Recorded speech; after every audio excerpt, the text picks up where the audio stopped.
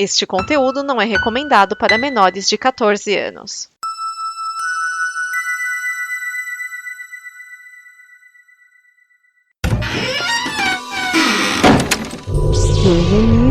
Welcome to Omega. Bienvenido alla Omega. Omega ni yokoso. Irashai masu. Benvenuto in Omega. Benvingut all'Omega. Benvenuti su Omega. Welcome in the Omega. Bienvenido all'Omega. Benvingut all'Omega. Seja bem-vindo ao Omega! Bem-vindos ao Omega Cast. Seja bem-vindo ao Omega Cast. Bem-vindos ao Omega Cast. Sejam bem-vindos ao Omega Cast, onde a diversão e a loucura são levados aos limites.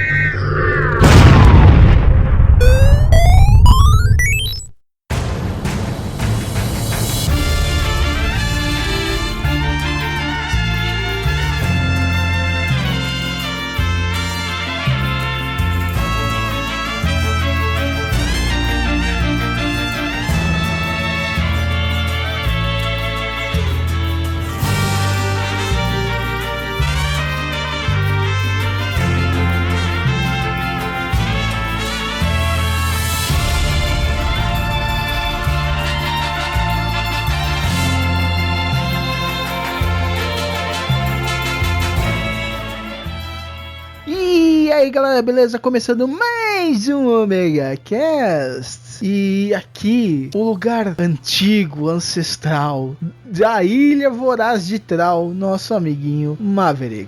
Eu já te falei que velho é a mãe? Não, né? Não, mas ela também é, mas tudo bem. Aham. Cara, eu juro, quando chegar em São Paulo, eu vou amassar o outro paralama do meu carro. Com Pra quê? sua cabeça, tu vai ver. Eu acho que você vai amassar o motor, mas tudo bem. Não, eu vou amassar o paralama. E me dá licença que eu tô jogando aqui um jogo que eu comprei ontem, River Raid. E de terras onde o tomate é lei e os cantos gregorianos são sertanejos universitários, senhora Livy Cat. Estou aqui forçada. Não no podcast. Estou forçada na terra onde o canto gregoriano é sertanejo e onde tem tomate e piqui por todos os lados. Mas é pra te dar um pique. Não, Cláudio, não brinca com piqui. O trem é sério. E pra voltar no Omega Cast, já que ele já participou algumas vezes no passado, mas agora como senhor Livy Cat e senhor Arthur Antunes ou Ghost Turbo. Olá, estou aqui para estragar o podcast aqui, sei lá. Vamos ver no que dá. Dá. Estragar, a gente já estraga o podcast. Então, o cast vai ser o quê? Sobre trocadilhos ruins? Não. Vai ser sobre piques e sua capacidade energética pra te dar um pique? Não. Vamos falar sobre a época que nós jogamos ou jogam, ou jogaremos, ou jogávamos, ou não sei o passado do pretérito perfeito do complexo da teoria da relatividade com jogos de PC. Nossa vivência jogando telejogos nessa caixa mágica que nos conecta à internet. Então tudo isso depois do recado e da música. Sobe a música.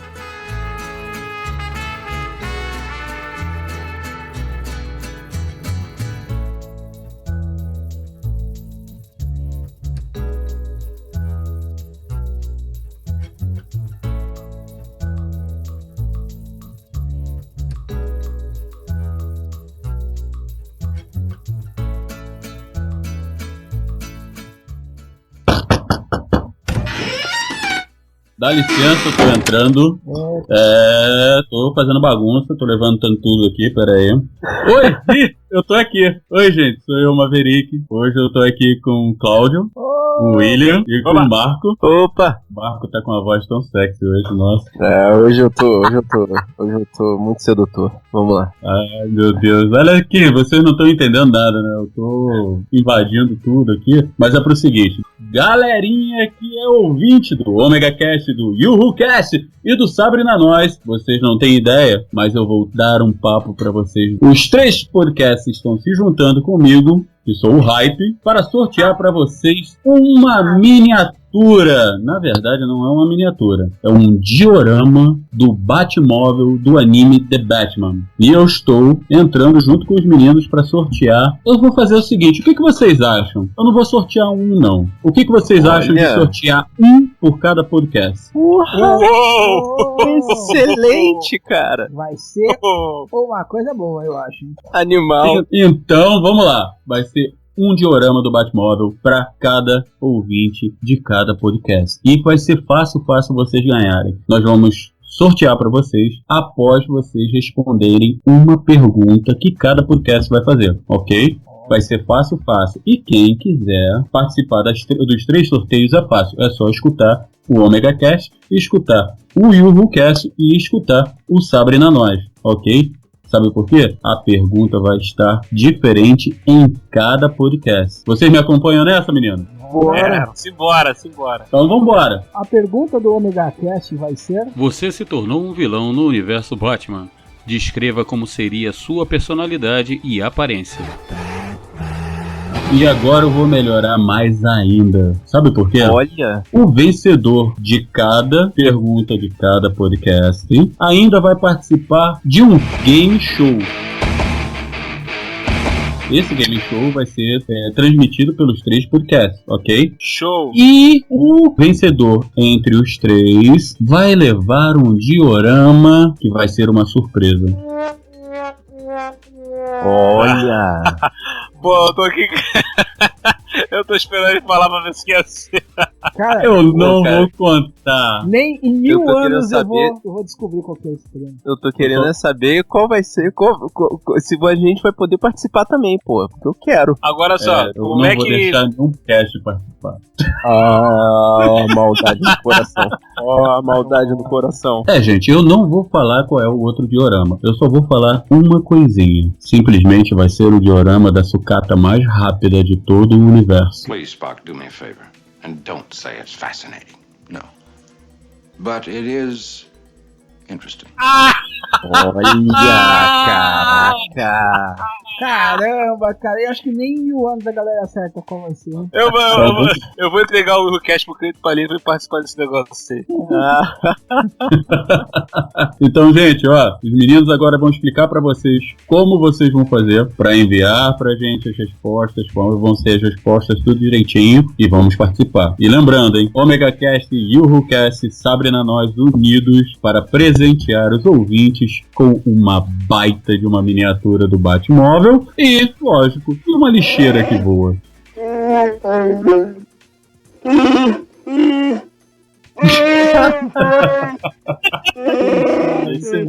Mas você sabe que os Omega Cast vão dar as melhores respostas, com certeza. Nada, rapaz. Os guerreiros da Nós estão aí preparados já. Tá, nós? Não conhece a galera maluca que tem lá no meu cast, meu irmão. Ali, ó. Vocês que não conhecem os doidos que ouvem o Omega, todo maluco. Eu só sei de uma coisa, no final das contas, quem vai ganhar são os ouvintes de todos os 3, porque as miniaturas são do hype modelismo. Olha isso aí. É? Então tá, eu vou dar uma camiseta e uma caneca também, tá bom? Olha, cara, eu vou dar uma camiseta do Sabe na Nós também, não tem preocupação não. O ganhador vai receber. O Eurocast também, tem a canequinha maneira lá, canequinha e capa de almofada também. Olha aí, que chique. Olha. Agora imagina a almofada com a capa do Superman, cara. A almofada se amarra, a capinha na almofada parecendo um pescocinho. Bonitinho. Ai, gente, que luxo.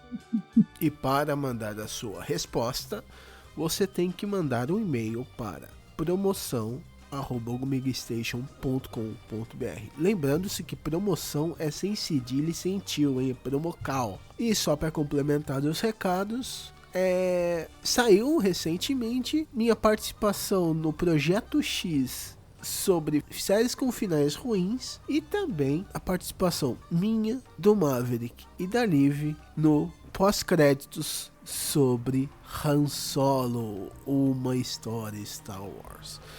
Então, confira lá e curta esse cast também.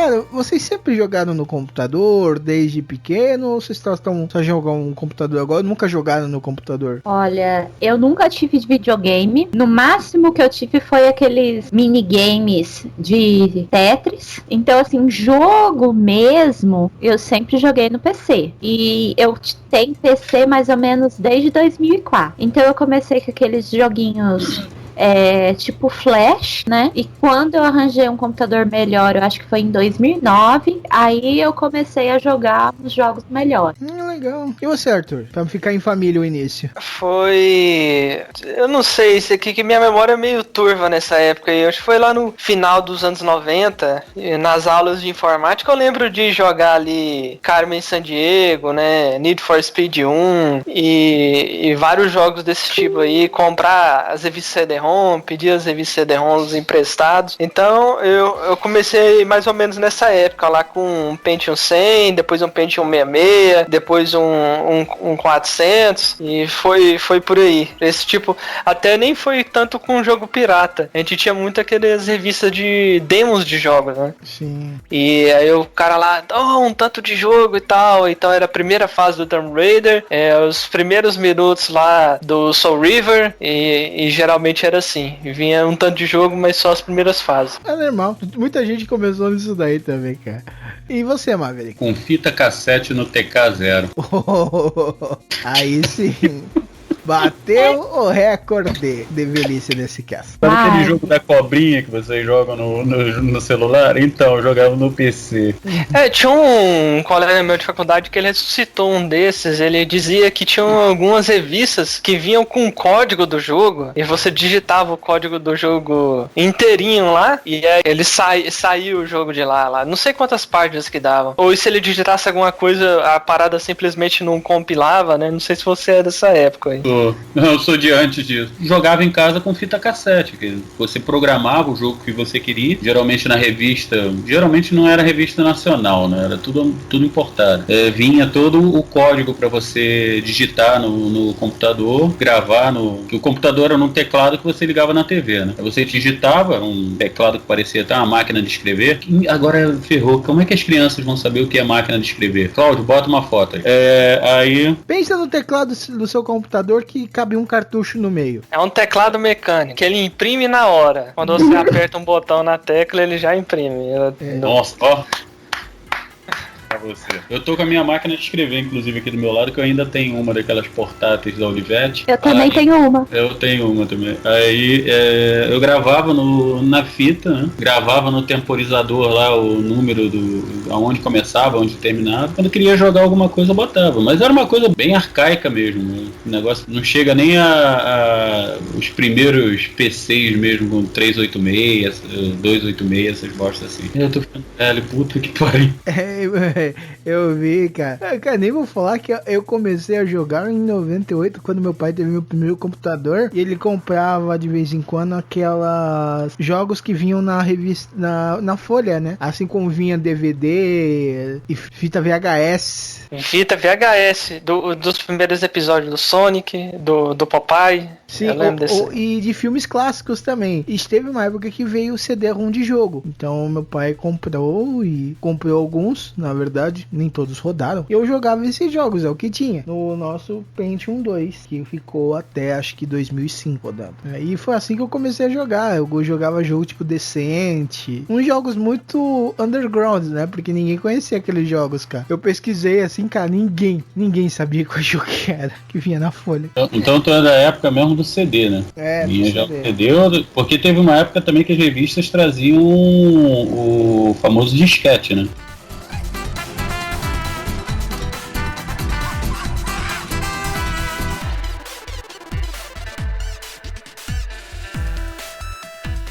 Essa parada de rodar é coisa interessante, porque eu lembro de ter comprado a revista CD-ROM que vinha com um jogo chamado Shogo, que era um jogo que acho que os caras entravam numa roupa de robô, era um negócio meio de luta de mecha, assim. Mas eu fiquei muito decepcionado, porque a gente acaba descobrindo que computador não é videogame. Você pega um cartucho lá na feira e põe no seu Super Nintendo, ele vai rodar. Ele tinha aquela parada das configurações mínimas, né? A gente pôs no computador e ele tava rodando travadíssimo. E a gente não conseguiu jogar. Eu acho que eu nunca joguei ele, na verdade. E eu sempre ficava olhando aquela capa maneira, cara robozão, e não podia jogar o jogo. Cara, isso de não rodar era comum. Acho que meu pai comprou o quê? Acho que vi 10, 15 jogos ao todo desse do Estadão. E, cara, acho que rodava 3, entendeu?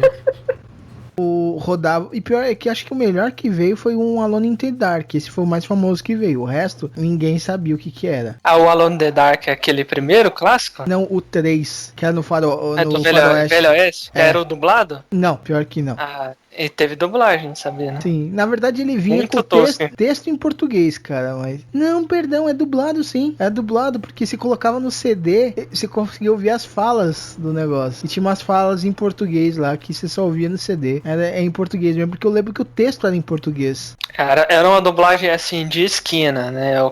Qualquer cara lá que tá fazendo a tradução do jogo, ele lia de qualquer forma. Ah, pagava R$10 pro sujeito e tá certo. Passava lá na frente e tava precisando de um calotinho de pinga. Opa, pera aí, dubla aqui primeiro aqui, depois te dou a pinga. Parecia que era assim. Aí apareceu o cara assim, né? Tá bom, eles botaram esse cara pra dublar o bêbado da vila, então acho que parecia realista na época.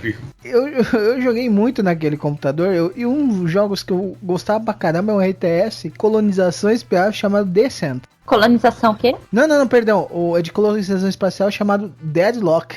Eu pensei que você ia falar de Dark Colony, né? Não, eu nunca joguei Dark Colony. Eu acho que era Dark Colony, né? Que ele chamava, o povo chama Dark. Eu tive Dark Colony num PC meu, nunca joguei. Cara, eu jogava, mas se você tendo em vista, né, que já existia o Warcraft na época, ele era meio fraquinho. Eu acho que era por isso, porque eu jogava o Warcraft, entendeu? Aquele primeirão, né? Acho que eram só 3 raças. Eu acho que o primeiro Warcraft era só humanos e orcs, mas eu não tô muito lembrado, não. Não, eu acho que já tinha aquele alienígena. E quando eu joguei também, né, o Dark Colony, eu tava lá jogando lá, e meu primo apareceu e falou, esse jogão é uma merda. Toma aqui um jogo que presta. E ele pegou e colocou StarCraft 1. Puta que pariu, velho. Esse jogo era top, velho. Eu joguei muito StarCraft 1, cara. É um dos jogos que mais joguei na vida. Não, acho que eu tô confundindo. Era StarCraft 1 que tinham 3 raças, né? O StarCraft 1 tinha 3 raças. Era o humano, os humanos, os Zergs lá, né? Que era isso, tipo os aliens. Então, eu confundi. E os Protoss, que era tipo os elfos espaciais, assim, posso dizer. Eu jogava o StarCraft, por isso que eu não jogava. Porque pelo que eu tô vendo aqui, esse Dark Colony é de 97, o StarCraft 1 já é no ano seguinte, né? Isso. Então ele ficou... O StarCraft foi um jogo que definiu muito, né, o RTS, assim. Pra mim, na época, durante muito tempo, ele foi o melhor RTS que eu já joguei até eu jogar o StarCraft 2.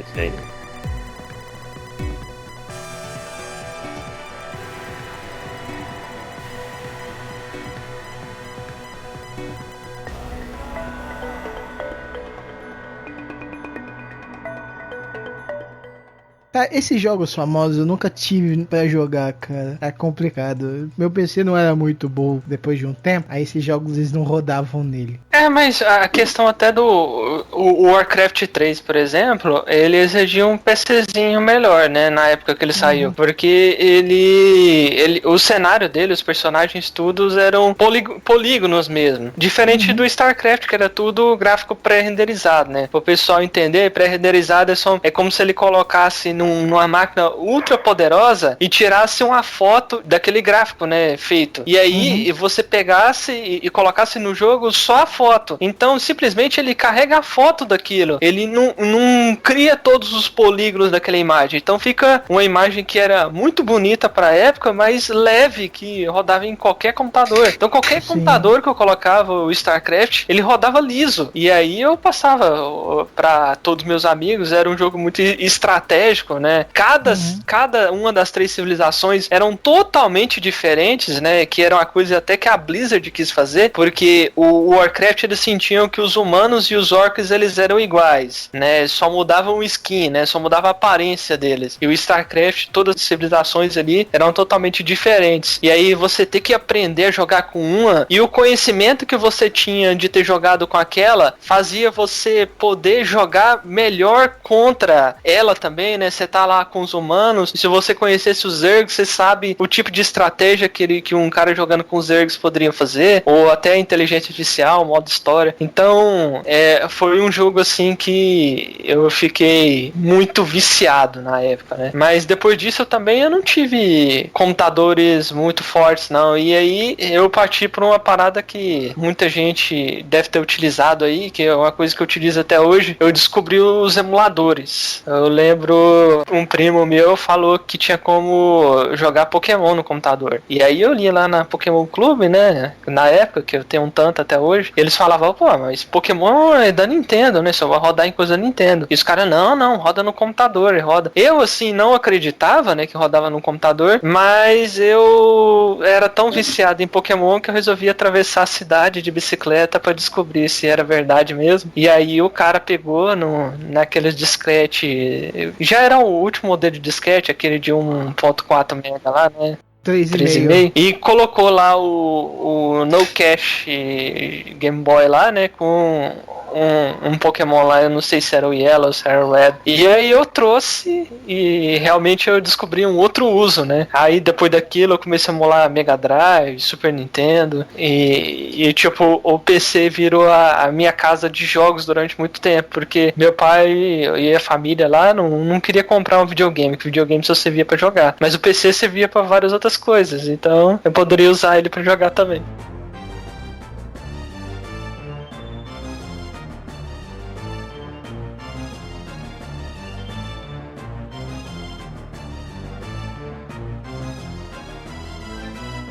Sabe o que eu joguei muito tempo atrás mesmo em PC, e até hoje eu não sei se é uma loucura minha ou se eu realmente joguei, porque minha memória, ela de vez em quando ela funde as coisas, né? Mas foi Yamato Battleship, se eu não me engano, porque eu tenho Yamato Battleship aqui para Play 1, né? Eu tenho 4 jogos, sendo que 2 são repetidos, né? E eu não lembro se eu jogava realmente no PC ou se eu jogava no PlayStation 1. Talvez você tenha jogado no emulador. Quem jogava na época...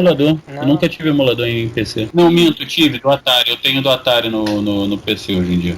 Na época, lá pra rodar jogo de PlayStation 1, tinha lá, primeiro veio o Blim, né? E depois tinha lá o famoso ConnectX VGS, que depois eles foram processados pela Sony lá, né? Falaram que tinha que fechar o site, parar a distribuição e o desenvolvimento do emulador. Mas ele era muito bom. Você simplesmente colocava lá o emulador, colocava o CD do PlayStation no Drive e ele rodava o jogo, cara. Embora ele não fosse perfeito, assim. Na verdade, uns 30% dos jogos ele travava em alguma parte. Por exemplo, Resident Evil 2, que na parte lá do finalzinho, que tava no laboratório pra fazer a vacina, lá no final do Resident Evil 2, quando você saía do laboratório, o jogo travava. Era tenso. No começo, os emuladores eu jogava de Super Nintendo e Mega Drive. E foi assim que eu conheci jogos como o famoso Chrono Trigger, que se tornou o meu RPG favorito até hoje.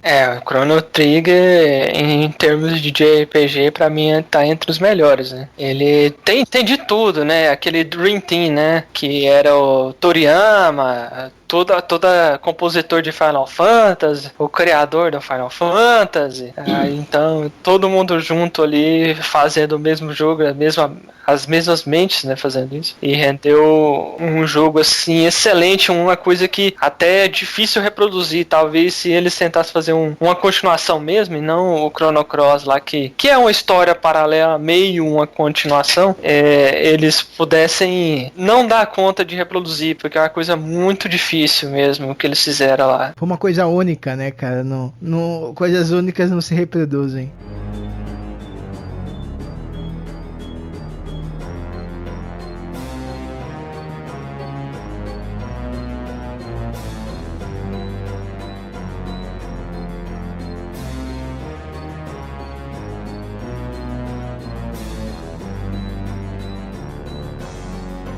Mas falando sobre jogos mesmo de PC, eu lembro que teve o começo, né, dos FPS lá, eles começaram no PC lá, primeiro pelo Wolfenstein, mas eu lembro de ter jogado muito o Doom 2, né? O 1 eu joguei um pouquinho, mas o 2 é que eu joguei mais.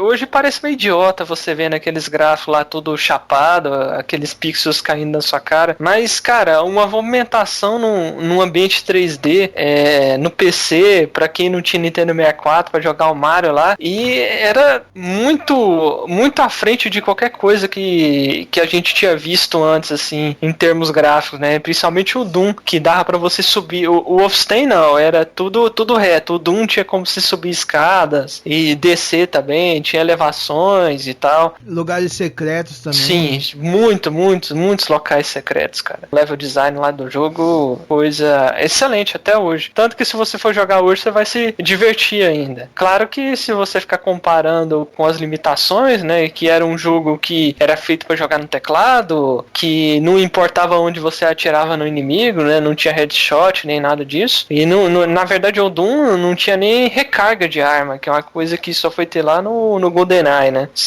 No Doom você atirava, você apertava o botão de atirar e tirava à vontade até acabar sua munição, você não precisava recarregar a arma. Eu não joguei muito o Doom, cara, joguei bem pouco, mas o que eu joguei bastante foi o Duke Nukem 3D. Cara, eu joguei o Duke Nukem muito depois dele ter lançado e eu já não tava muito na vibe dele, não. Mas imagino que pra época era um avanço danado. Eu nem sei, na verdade, como é que jogava na época, porque o Duke Nukem ele já tem ports pra computadores modernos aí, o povo coloca ele em alta resolução, então dá pra você ver aqueles pixels gigantes em HD, mas era um jogo, pelo menos o pouco que eu joguei dele, eu achei interessante. Cara, ele é muito legal que você dava pra instalar fases, entendeu? Você fazia um esquema muito simples e você instalava uma fase. Eu joguei mais o Duke Nukem quando eu achei uma fase do Santuário de Atena, dos Cavaleiros do Zodíaco. Você atravessava as 12 casas, cara, muito maneiro. E os bichão ruinzão ficavam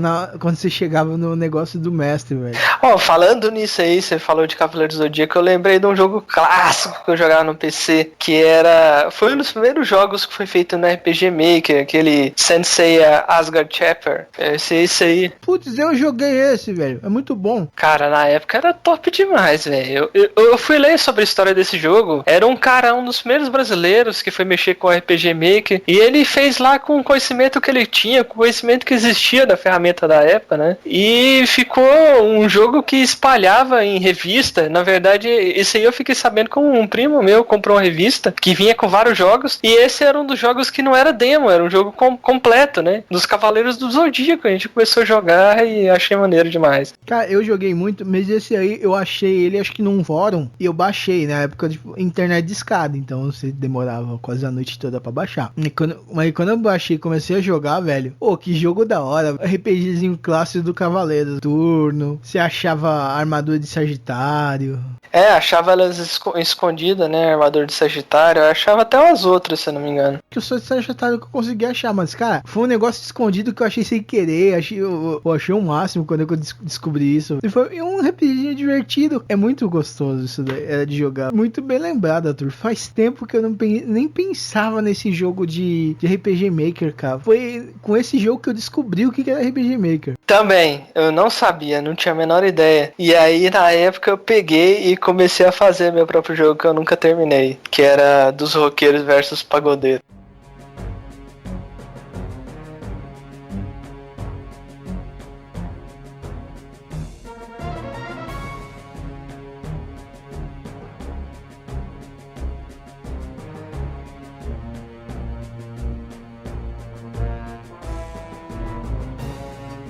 A gente já falou muito do passado. Vamos falar um pouco do presente. Hoje vocês jogam no PC? Sim, muito. Liv, você joga hoje? Ah, não muito. Eu jogo muito no celular, joguinhos casuais. E quando eu jogo no PC, geralmente eu jogo com o Arthur, o que é raro também. Contando, acho que deve fazer uns 7, 8 anos que eu não ponho um jogo de PC pirata no meu computador. Nada contra quem faz isso, né? Cada um faz da sua conta. Mas eu achava que, quando eu descobri o Steam lá, eu achei que não precisava mais fazer isso, né? Então lá na época do PlayStation 2, que eu também não tive PlayStation 2 no auge dele, né? Mas eu jogava os jogos da época lá, o pessoal da faculdade falava lá, o Need for Speed saiu essa semana, aí distribuía os CDzões pirata, e a gente não tinha preocupação nenhuma com isso. A gente sabia que tinha gente que tava produzindo aqueles jogos e precisava do dinheiro que a gente comprava, mas eu lembro até hoje, eu tenho um jogo aqui que eu comprei, eu acho que foi lá em 2007, que é Greatest Hits, né? Aquela caixinha de PC, que era o Medal of Honor Allied Assault, que já era um jogo muito antigo na época, né? E eu comprei por R$50 porque era o jogo de PC assim mais barato que eu já tinha visto vendendo.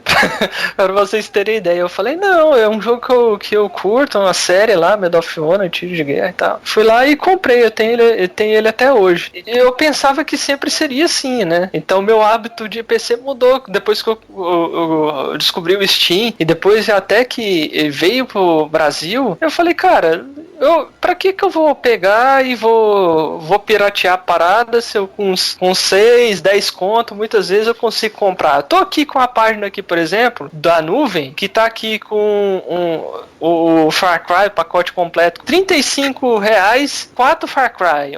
Cara, velho, eu não vou falar nada, porque outro dia eu peguei na nuvem um negócio que é R$20 os 4 Batman Arkham. Pois é, cara. Eu lembro de eu ter comprado por R$20 também todos os GTA, antes de sair o 5, né? Que era um pacote que saiu um pouco antes de sair o 5. R$20, cara. Hoje em dia, então, a realidade da gente que a gente tem, pelo menos o jogo pra PC, mudou. Enquanto... hoje, assim, eu acho que foi semana passada, ou foi 2 dias atrás, eu peguei ali o Fórmula 1 2015 de graça. Apareceu lá no Humble Bundle lá, pega lá de graça, peguei de graça. A abundância de jogo de PC, ela virou a casa daqueles jogadores. Tem aquela galera lá que, eu quero 60 FPS, 4K, né? Que, pelo menos na época que eu jogava antigamente, não tinha toda essa babaquice aí. Cara, eu sou da época de antes da placa de vídeo, cara. A placa de vídeo era a placa de vídeo que vinha na máquina, né? Porra, eu sofri muito com isso, porque você dependia da memória RAM da máquina. Memória RAM naquela época também não era essa coisa tão, você tem uma memória. O meu computador, por exemplo, tinha uma vaga lembrança, né? Então, porra. Era uma bosta. Não tinha com o meu computador. Ou o meu computador tinha memória ou eu bebia cerveja no fim de semana, cara. Não tinha como. Cara, a época do início era meio complicada, mas hoje o Arthur tem razão, cara. Steam salvou muito o PC Gamer. Hoje eu não jogo em PC. Pra não dizer que eu não jogo, eu tinha um joguinho aqui que era do que você construía naves, foguete, avião, e tinha uns bichinhos muito engraçadinhos lá, que ficava todo mundo com pena dele, que é até russo, esqueci o nome do jogo. E um jogo que eu jogava com os meus filhos, que era pra construir carro, né? Tanto, né? A Eleven nem tanto, mas Yuri e Felipe jogam muito em PC. E, cara, o Felipe comprou placa de vídeo e baixa tudo na Steam e usa o cartão da mãe pra pagar não sei o que lá, que ele baixa jogo de vez em quando e assim vai, mas realmente sai muito mais em conta do que no outro dia ele estava mostrando. Ele estava vendo um jogo, se comprasse a mídia física ia sair uns 100 por doada. Ele comprou eu acho que pela Steam mesmo, né? Só baixou o jogo, eu acho que ele pagou R$40, uma coisa assim. Sim, às vezes o preço é bem discrepante, né, cara?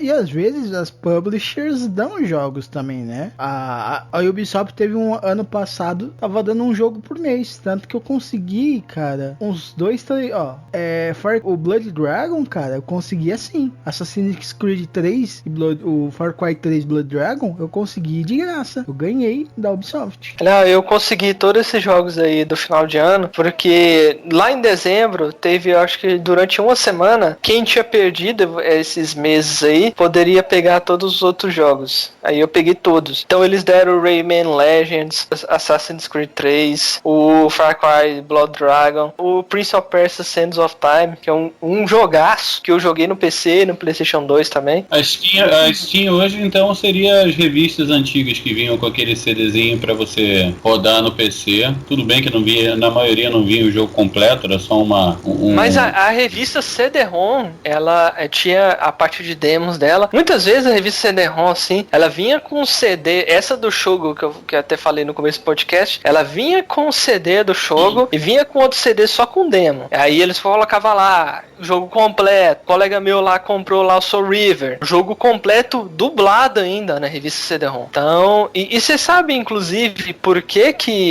era distribuído jogos em revista aqui, né? Não sei se vocês sabem essa maracutaia. Não sabia, não sei. Porque os jogos, se você distribuir só o jogo, ele vai ter aquela tributação cachorra lá de 200% de imposto. Só que quando você distribui com a revista, você tá vendendo a revista e o jogo é um brinde. Então aí você pode colocar lá o jogo lá, a revista por R$15 que cobra o valor da licença do jogo. Essa é a maracutaia que os caras faziam para conseguir distribuir o jogo por um preço acessível de uma forma que o governo não ia sentar facada neles. E agora tá tudo no Steam.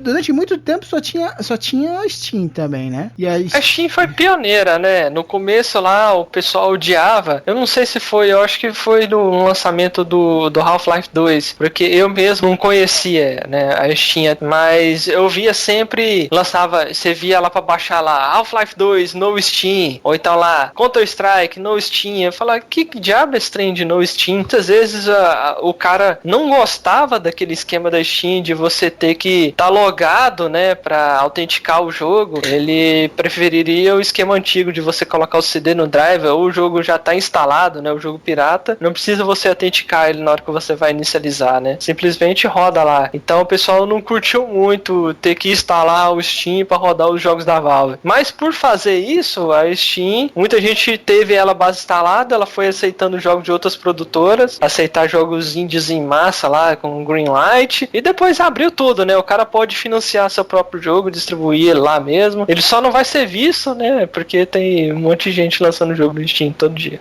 Vai ter sempre aquele cara que vai minerar jogo indie, cara. Sempre tem, velho. Mas eu acho que de certa forma essa política do Steam mudou a forma como a gente joga no PC. Depois que as pessoas começaram a introduzir jogos indies no mercado, eu acredito que a coisa ficou assim, com uma qualidade melhor. Começou a aparecer assim muito mais coisas que as pessoas realmente queriam jogar. Ah, sim, cara, tem muito jogo indie excelente. Quer ver um exemplo? Um jogo indie que começou na Microsoft, que eu ganhei ele nesses jogos que a Microsoft dá de graça na Live. Eu não dava nada pelo jogo, nem ia jogar, mas eu achei o jogo excelente, lindo, maravilhoso, com história perfeita, que é Dust and Elysian Tale. Ah, cara, o jogo dos furry lá, né? Tô sabendo. Cara, mas esse jogo é muito legal, ele tem uma mecânica louca. É top, cara. É assim, a escolha de cores e às vezes até um traço não é assim aquela beleza. E você vê porque é um cara só que fez o jogo, né? Mas, cara, a fluidez da animação do jogo. Cara, se você vê um cara jogando aquilo ali, parece que ele tá destruindo o mundo, velho. O cara bate com aquela espada, sai voando, assim, batendo num tanto de inimigo.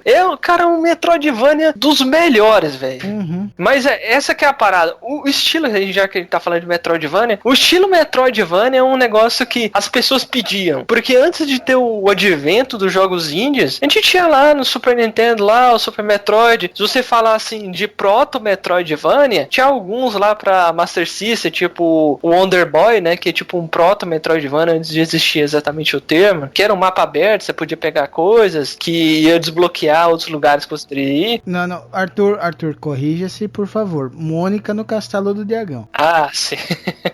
Mônica. Não, esse era o Mônica ao Resgate, que é o Wonder Boy 3, porque que foi o primeiro que é proto-Metroidvania. E esse tipo de jogo, o Metroidvania, eu gosto muito, e a gente não tinha tanto, né? Então teve lá o Symphony of the Night, né? No PlayStation 2 teve alguns lá, o Castlevania lá, Curse of Darkness, que eu pessoalmente gosto muito, né? E no Game Boy e no DS teve, mas era um jogo assim que não tinha tanto, cara. E aí com o advento dos indies, o pessoal falou, cara, as pessoas gostam desse estilo, a gente tem que colocar mais, tem que explorar mais isso. Então o Dust aí é um deles, né? Cara, Guacamelee também é muito bom. Guacamelee também, exatamente, também Metroidvania. Metroidvania é excelentíssimo, cara. Então eles pegaram vários desses estilos que tinha um nicho, né, que as pessoas queriam, né, jogar, e falou, cara, vamos fazer um jogo desse. Foi lá e fez, né? Tanto que alguns jogos até do passado, o Super Meat Boy, né, só pra você ver o tamanho da carência que as pessoas tinham, o Super Meat Boy era um jogo que simplesmente ia pular, ele não tinha ataque nenhum, só pulava na parede, desviava de umas serras, e ele vendeu lá, rapidinho ele vendeu 1 milhão de cópias.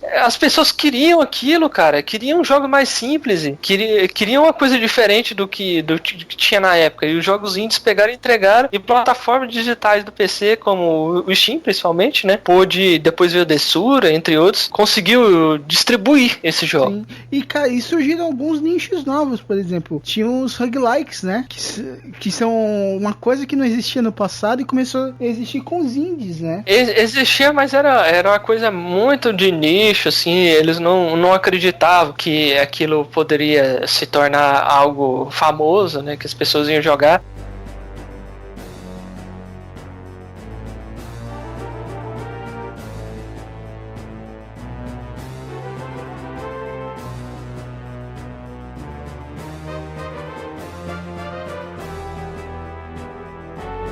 O que eu mais morro de rir ultimamente é porque muita gente falou que o o jogo em PC ia morrer quando acabasse as Lan Houses, né? E pelo que você tá falando, todo mundo que falou isso quebrou a cara, né? E muita gente, o jogo em PC só vai sobreviver quanto existirem as Lan Houses, porque é onde o pessoal se reúne para jogar, porque ninguém vai conseguir montar uma máquina dessa em casa para jogar. E hoje você vê muita gente que tem uma máquina poderosíssima dentro de casa para jogar. Isso existe muitas razões para isso. Aqui no Brasil, por exemplo, você gasta realmente um dinheiro federal para montar uma máquina, né? Principalmente, mas vamos falar assim, para você montar uma máquina, talvez você gasta até uns 2 mil conto e não vai rodar as coisas no Ultra, né? Mas roda. Você consegue botar uma máquina modesta aí que vai rodar o Witcher 3. Agora você vai lá comprar um console lá, um PlayStation 4. PlayStation 4 lá, tá, os caras tá querendo vender por 1.500 conto. Mais o jogo, que vamos dizer uma promoção aí de vez em quando, o Witcher aí é vendido de 50 a 100 reais, né,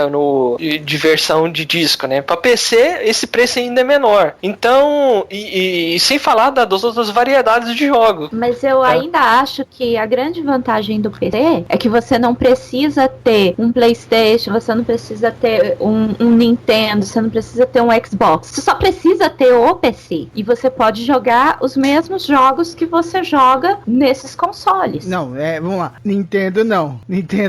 Cara, você pode Microsoft usar pode. Não. Nintendo, o Switch, por exemplo, não tem. Tanto que o Zelda aí, eles estão emulando a versão de Wii U. Eles conseguem rodar no PC, né? Mas o Switch, se o cara quiser rodar o jogo de Switch hoje, ele não vai ter como. Já o do Xbox One, ele já tem como, né? Ele sai para o Windows 10, que é uma plataforma da Microsoft, sempre operacional da Microsoft. Agora, as franquias da Sony, o cara quiser jogar lá o Last of Us 2, que tá pra sair, o Uncharted 4, que já saiu, no PC ele não vai jogar. E aí tem certos exclusivos, mas esses exclusivos hoje são meio assim, talvez a única desculpa pra você ter um console ou outro. E também porque o cara tem preferência de jogar na sala, ou ter aquela parada, né? Você nem pensar nos requisitos mínimos, não pensar em compatibilidade de placa de vídeo e ajustar gráficos, você simplesmente chega lá e põe um CD lá e o trem roda. Se bem que hoje em dia, você coloca seu controle de Xbox lá, o jogo de PC reconhece seu hardware, já coloca na melhor configuração e já aparece os botões do Xbox na sua tela lá também. Então é como se você estivesse jogando um console.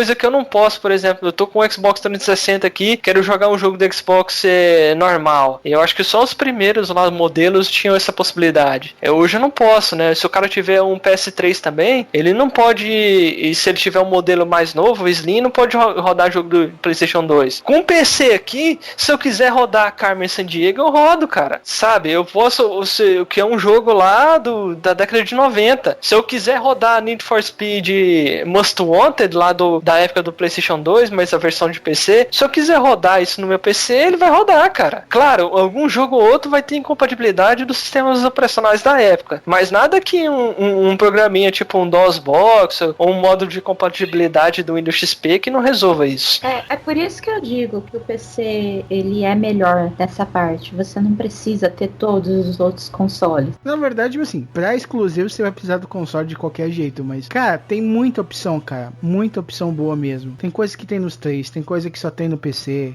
E tem coisa que vai ser melhor no PC, né? Ou tem coisa que vai ser melhor no console. Tem coisa que integra mais no PC, tem coisa que integra mais no console. O online, geralmente no PC, é um online praticamente eterno. Tem gente que tá jogando Doom multiplayer. Agora você vai lá, mesmo se um jogo de PC eles fecharam o servidor, tem modo LAN, tem um tanto de coisa. O Diablo 1, o modo de rede dele era extremamente precário. Acho que tinha um jeito lá que você tinha que ligar de um telefone pro outro, ou então conectar numa parte da Battle.net que já foi desativada. Os caras vão lá, faz um mod que você pode rodar ele no Windows 10 e jogar online com seus amigos se você quiser o Diablo 1. É coisa que nos jogos online do PlayStation 2 a gente não tem esse benefício com qualquer jogo, né? Tem alguns jogos aí que eles fazem isso e outros não. É que a comunidade no PC, ela é unida e não só unida, ela consegue trabalhar, né? Você pode ter uma comunidade de programadores do Play 4, mas você não vai conseguir trabalhar com ele, cara. Entendeu? Pra você resolver esse problema, tem que resolver a Sony. Enquanto no PC, os caras, beleza, eles podem desativar lá, mas geralmente tem um modo LAN, um cara coloca o Hamacha, adapta aquilo ali, e aí o multiplayer daquela parada, enquanto as pessoas quiserem jogar, é eterno. Dá pra fazer servidor caseiro de qualquer coisa. Tá, como muitos anos, cara, muitos MMOs RPG sobreviveram de servidor caseiro, velho. Não, tem MMO que já fechou e o pessoal tá jogando ainda. Até jogo online que já fechou. Lembra daquele Guns The Duel? Ele não tem servidor no Brasil, o servidor internacional dele já fechou. O pessoal tá aí com o servidor aí paralelo e o jogo tá rodando. Os primeiros anos do Ragnarok, cara, antes da... Level Up Game. Isso, a Level Up. Antes da Level Up, cara. É só servidor caseiro, cara. Tinham sites e comunidades, cara, que eram de servidores caseiros. Antes de chegar no Brasil, eu jogava num servidor internacional, na época lá. Os servidores daquela época só aguentavam... Tinha uns que aguentavam 100 jogadores simultâneos, tem outros que aguentavam só 1000, né? Que eram máquinas muito modestas, pensando nas máquinas de hoje, né? E com conexões também muito modestas também. Mas a gente jogava lá, cara. Não tinha aqui no Brasil, a gente tinha que jogar nesses servidores internacionais.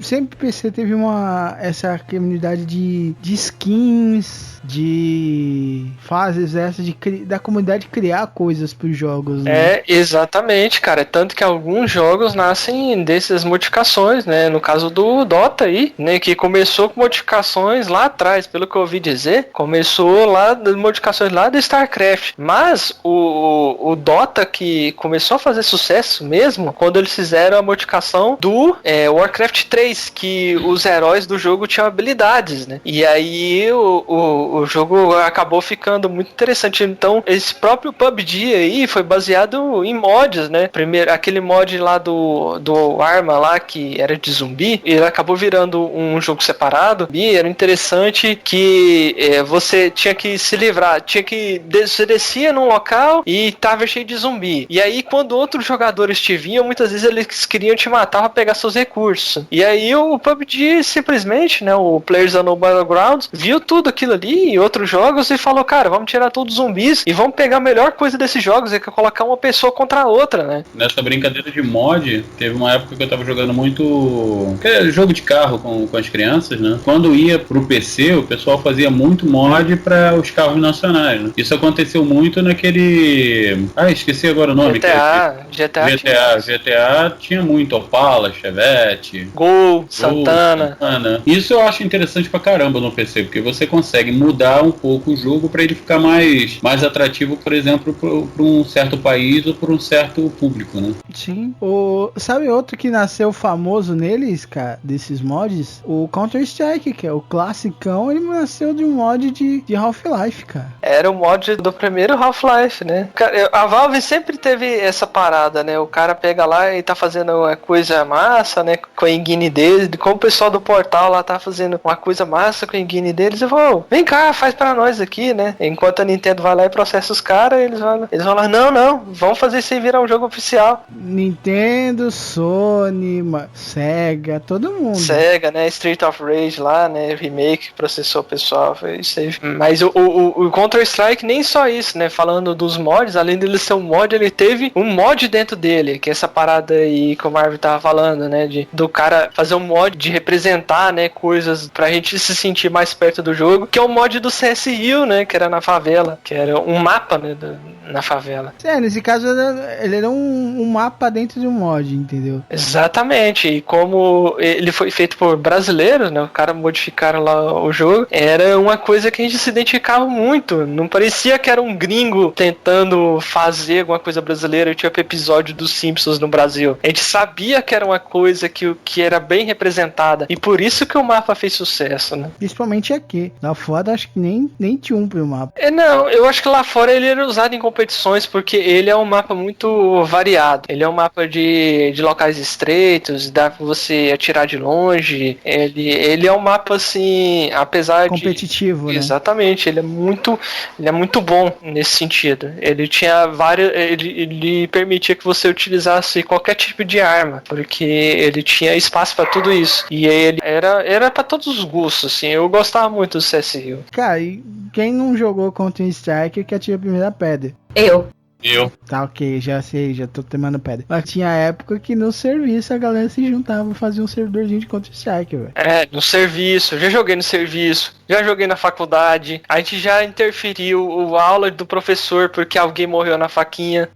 Eu lembro até hoje, o professor tava dando a aula lá, né, e ele sabia que a gente tava jogando, mas ele falou, galera, se alguém falar alguma coisa, eu vou falar que eu não sabia de nada, vocês podem jogar aí. E aí, o caboclo lá tava dando bobeira em cima de uma torre, chegou um outro cara com a faquinha, dá uma faquinha por trás, e aí ficou gritando lá no meio da aula do cara, velho. Aí chegou, morreu na faquinha, né? Trouxa. Ai, cara, mas eu já vi uma piada dessa de nego dentro. Quem foi que me contou? Acho que foi na faculdade aqui de Teresópolis, cara. O cara tava com o notebook no fundo da sala, escondido e jogando. Aí daqui a pouco o moleque grita lá de trás, né? Puta merda, morri na faquinha. Aí o professor, porra, morrer na faquinha, tu é muito burro, hein?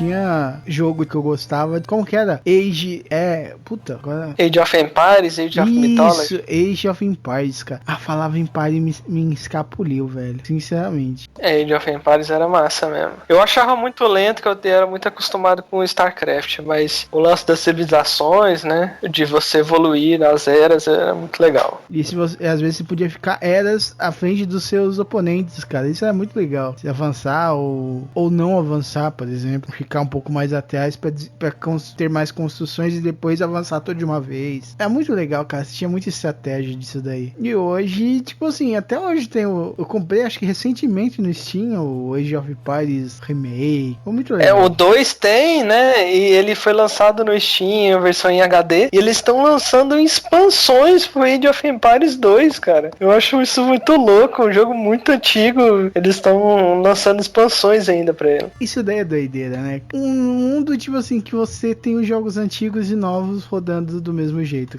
É muito legal o PC, cara. Eu adoro consoles, cara. Sempre tive muito, joguei vários. Mas, cara, é sempre divertido o PC. Principalmente agora que eu fiquei por um tempo sem consoles, o PC me satisfaz muito, até o pouco tempo que eu tenho. Uma coisa que me agrada muito no PC, foi o que eu falei, até fiz a brincadeira, né? Eu fiz a brincadeira, não. Eu tenho o emulador do Atari no PC. Uma coisa que o PC me traz bom é isso. Eu, por exemplo, eu não tenho um Atari, né? E para ter todas as títulos do Atari seria complicado. Então o que eu fiz? Baixei o emulador, baixei todos os jogos, já cansei de ficar jogando com meu filho, né? Botar meu filho que está acostumado a jogar Xbox, PlayStation, caramba, quatro, nunca tinha jogado Atari, começou a jogar comigo. E o mais interessante foi tipo, cai aquele negócio, né? A famosa ficha, né? Porque eu jogando com ele de repente, acabou as 3. Onde tá o reiniciar? Onde tá o salvar, pai? Não tem. Mas peraí, como é que é isso? Ou vai ou racha. E ele, cara, mas era muito difícil, eu sei. Eu fui jogar Mega Mania com ele ficou louco comigo, porque eu já tava já tava com 300 e poucos mil e ele não passava dos 90, né? Então ele ficava, não conseguia jogar quase, eu ficava um tempão no videogame, no computador jogando.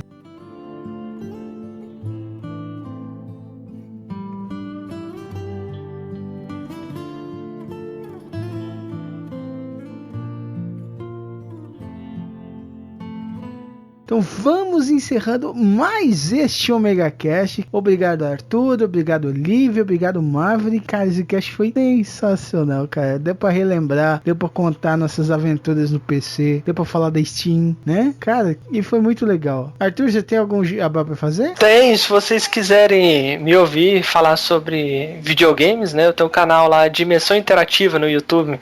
Larguei de ser podcaster, mas eu tô lá no YouTube ainda, falando sobre a mídia, fazendo review de jogos, né? Falando até um pouco sobre a história de como alguns deles são feitos e algumas curiosidades e opiniões lá, né? Que eu acho que não tem muito canal de opinião no YouTube, eu resolvi fazer o meu. Ou com uma opinião bem bosta, né, cara? Também, tem que ser bem bosta. E também com edição, né? Eu sempre gosto de mostrar o que eu tô falando, se eu tô falando no jogo, tô falando de determinado personagem, eu gosto de mostrar. Se você se interessa pela mídia, com todos jogos antigos e novos, quem faz esses jogos, opiniões, né, sobre eles, você pode acessar lá o Dimensão Interativa no YouTube, né? youtube.com/Dimensão Interativa, sem acento, tudo emendado. É isso aí, cara. E, cara, Dimensão Interativa é um canal que eu assino, né? Um de poucos de games que eu assino. Você que tá ouvindo, muito obrigado. Gostou do cast? Você também jogou no PC? Jogou bastante? A gente falou merda, a gente esqueceu de algum jogo? Você não acha Steam tudo isso? Ou você acha Steam mais do que a gente falou? Escreve pra gente, manda aqui no site, aqui na postagem, lá embaixo, tá vendo? Ó, desce um pouquinho, isso aí, chegou. Aí você escreve seu comentário, ou vai lá pra cima, salve de novo, isso. A barrinha assim na parte de contato, tem como você mandar o seu contato pro Omega Cast. Ou você quer usar o seu próprio e-mail? Não tem problema, você manda o seu e-mail para omegacast@omegastation.com.br e manda o seu e-mail. Faz o Marvel parar de chorar mendigando e-mail. Então, um Omega abraço, até a próxima. Bye. Tchau.